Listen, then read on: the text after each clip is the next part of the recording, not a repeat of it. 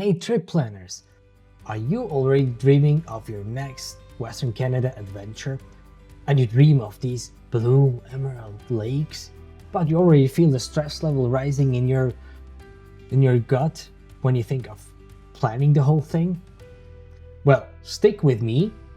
By the end, you'll have a step-by-step plan, and you know the game changer most from us miss at point number 3, 4, 5. So let's roll.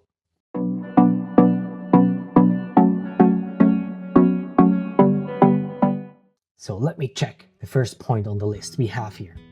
And that one is about pick your dates. With that I mean, you need to think of when you would like to travel. Is it during summer? During fall, when you can experience fall foliage? During spring, when you experience the cherry blossom festivals? Or would be winter because you want to go skiing in Canada? Just make sure to decide on one season. And in addition, most likely you have to be set on certain times in the year when your kids are having school holidays. And then it depends, of course, how long you would like to stay. And that brings me already to the second point. So you have decided in which season you want to go. Now, how long you would like to stay. That means set your length of your trip. And with that in mind, you need to think of how long I would like to stay. Is it going to be a city trip and am I coming from the US? Then 7 days might be already enough. But if you're coming from farther away, like from Europe, it takes longer to get to Canada, and maybe 7 days aren't just enough, or a bit sporty. And you plan to spend anyway more time in Canada. And then you probably are a bit fixed on your school holidays, schedule of your kids.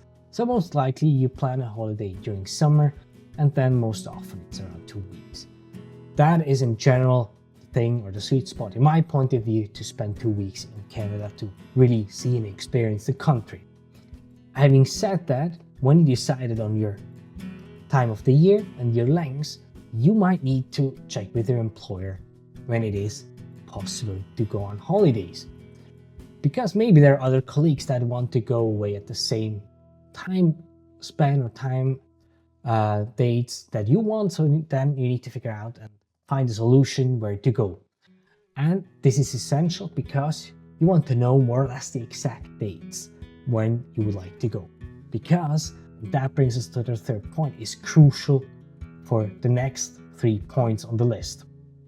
And with that I mean, one thing, as soon as you know which time of the year and how long you would like to stay, you're gonna need to start booking. The earlier you book, the more you win. Meaning, are you ready for some savings, some real huge savings? Then book as early as possible. Because usually, for example, if you decided on a summer holiday next year, you might think of starting to book your stuff in fall, around October, November, because that's usually the time frame where you get early bird discount deals. And I give an example for that. When we flew the last time to Vancouver, and Vancouver is an 11-hour flight from Zurich, if you would have booked late, just right before we would have left, it would have cost us around 1,400 francs.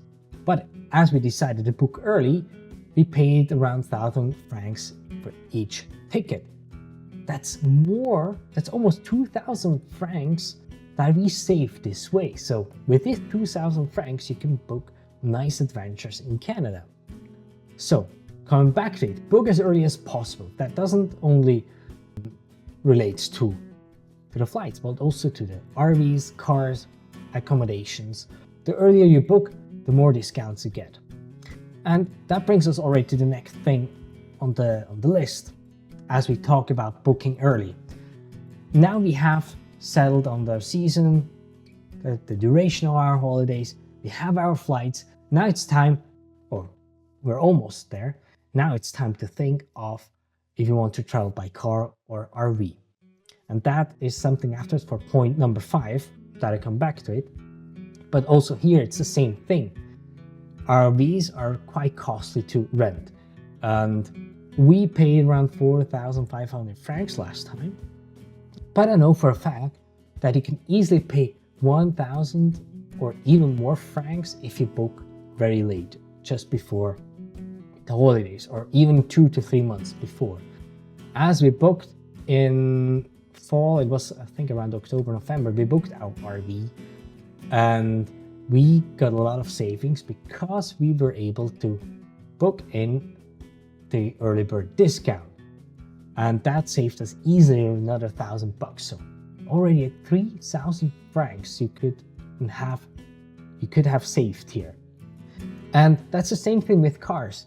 The sooner you rent your cars, if you don't want to travel with an RV, you want to book your cars as soon as possible, because not only you get early bird discounts too, but you have a wider choice. The later you book, the less cars are available, and the options of cars getting very scarce. So you might only gonna be able to book the less cool and great cars for your next trip. And one important tip here, if you book a car, that also accounts afterwards for the accommodations. I recommend booking your car over a site like rentalcars.com or booking.com.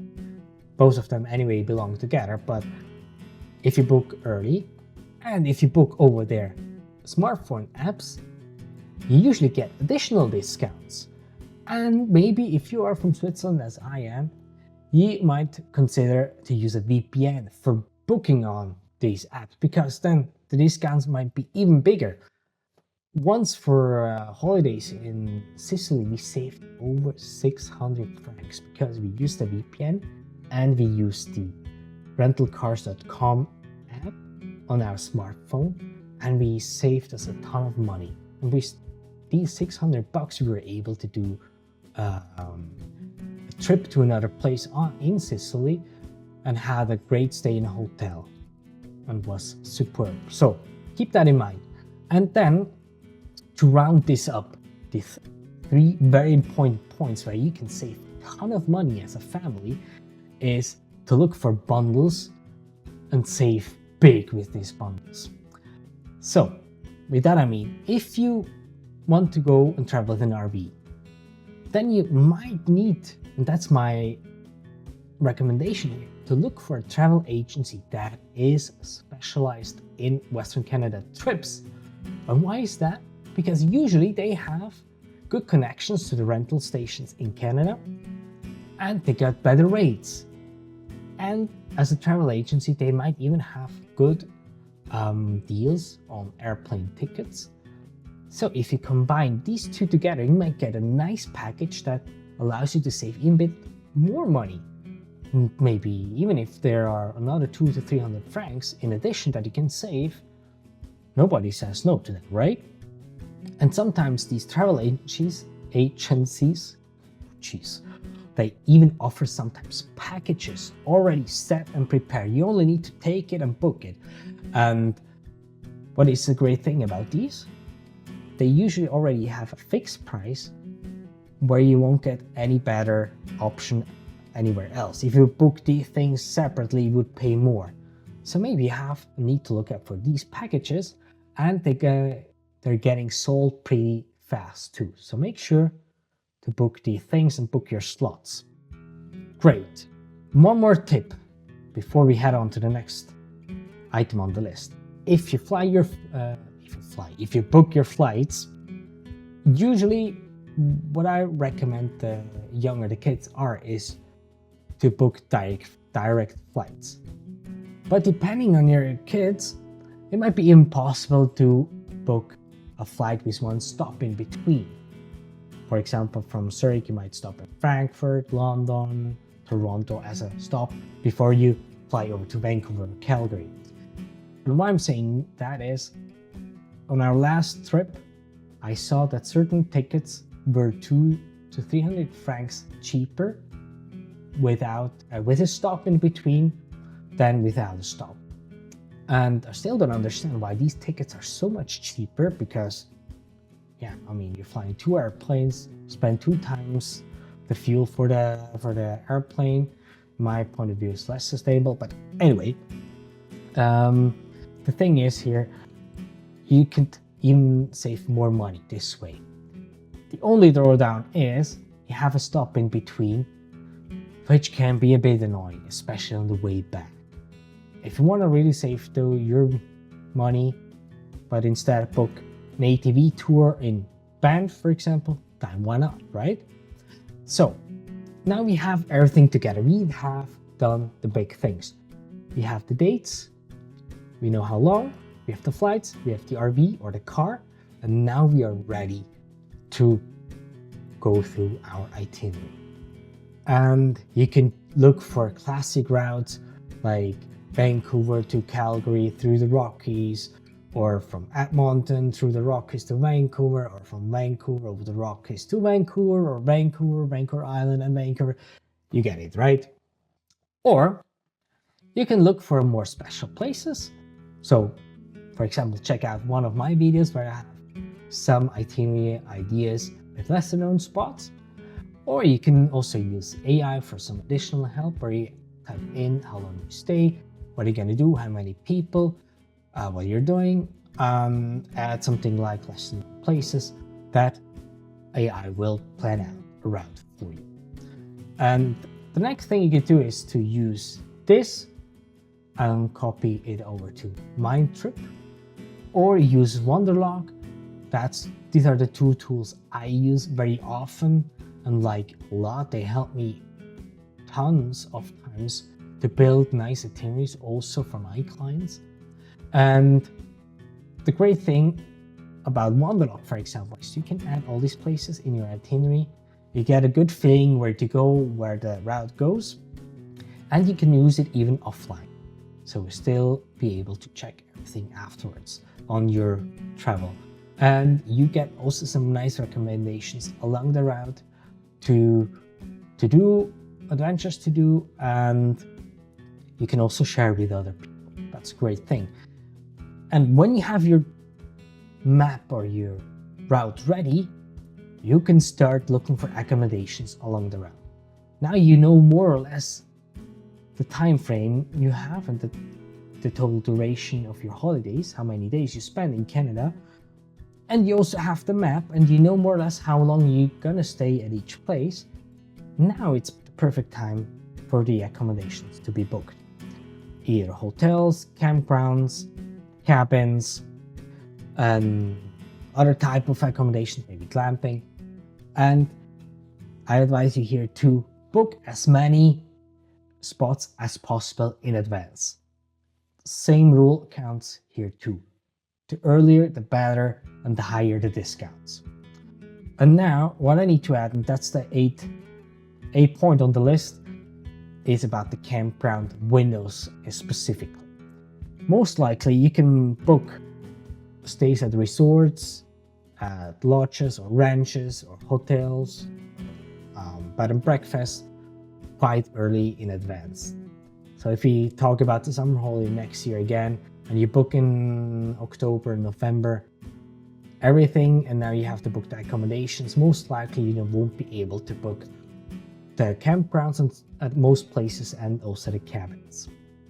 And usually the open times depends on the place you're going. In Alberta, it is 90 days before your possible stay at the site.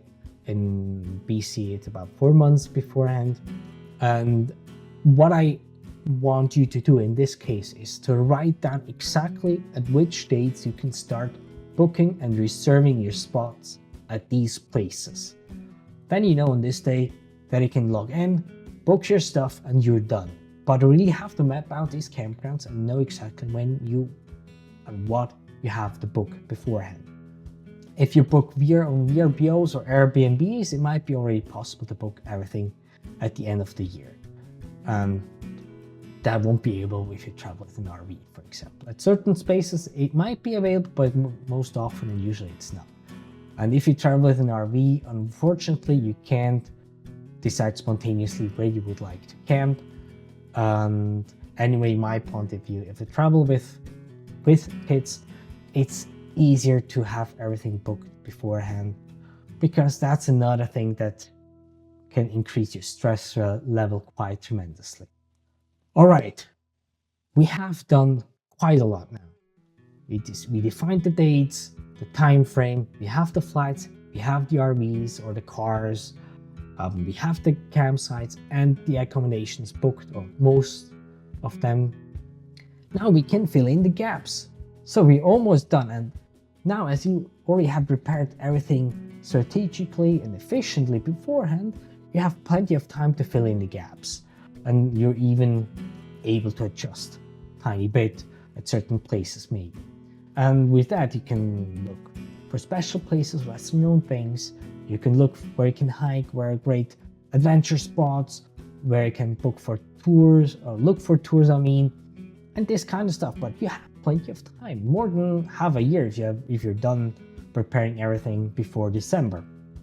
That's a great thing, because this way you will forget less likely some things like Discovery Pass for the Parks Canada, because you need to pay an admission fee for the national parks in Canada.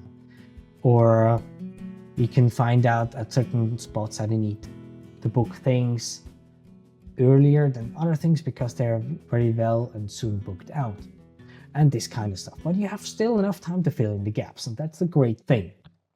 And with that, boom, you have your Canada trip prepared and you are ready for your holidays.